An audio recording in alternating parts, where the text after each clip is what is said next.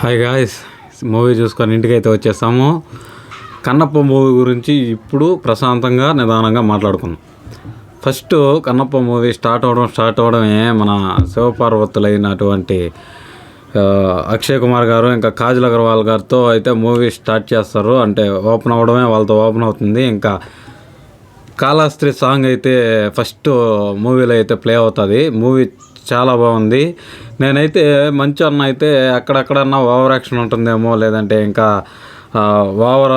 ఓవర్గా movie scenes ఏమన్నా ఉంటాయేమో అనేసి ఎక్స్పెక్ట్ చేశా. కానీ చాలా సెటిల్డ్గా అయితే తీశారు మూవీ. ఎక్కడ ఎవరిని హర్ట్ చేయకుండా అయితే తీశారనిపించింది.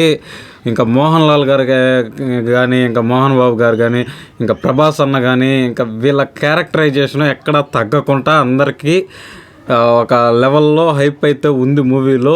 మన మంచన్న ఆయన్ని ఎక్కువ ఎలివేట్ చేస్తాడనేసి నేనైతే అనుకున్నా. కానీ మంచన్న స్టోరీకి అయితే ఎక్కువ ఇంపార్టెన్స్ ఇచ్చినట్టయితే నాకు అనిపించింది. స్టోరీ అయితే చాలా బాగా అయితే నరేట్ చేసుకున్నారు. ఫస్ట్ హాఫ్ కొంచెం ల్యాగ్ అనిపించింది. కానీ సెకండ్ హాఫ్లో ప్రభాస్ అన్న వచ్చిన తర్వాత మాత్రం ప్రభాస్ అన్న ఎంట్రీ నుంచి ఇంకా మూవీ అయితే జయ్యనే హైప్ లేస్తుంది ఫ్రెండ్స్. ఇంకా ప్రభాస్ అన్న వచ్చిన తర్వాత మూవీ క్లైమాక్స్ వరకు కూడా ఎక్కడ నీకు ఒక్క సెకండ్ కూడా 1 hour ఉంటుంది. ప్రభాస్ అన్న అయితే ఒక 20 minutes 18 minutes 20 minutes అరౌండ్ ఉంటాడు. కానీ 1 hour మూవీ ప్రభాస్ అన్న ఎంటర్ అయిన తర్వాత 1 hour మూవీ అయితే ఉంటుంది. 1 hour మూవీలో మనకి ఎక్కడ బోరు కొట్టదు, చాలా బాగా అనిపిస్తుంది. స్టోరీ నరేషన్ అయితే ఇంకా బాగానే ఉంది. డైరెక్టర్ ఎవరో కానీ బాగా డైరెక్ట్ చేశారు.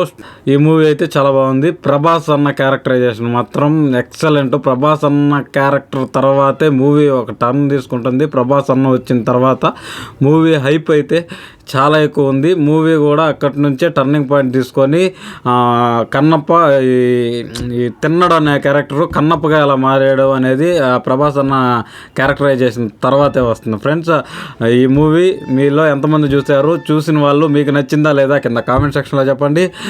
మీకు ఈ రివ్యూ నచ్చినట్లయితే ఖచ్చితంగా లైక్ చేసి సబ్స్క్రైబ్ చేసుకొని ఫాలో అవుతున్నాను ఫ్రెండ్స్. ఈరోజుకి ఇంతే. By by now. జై హింద్.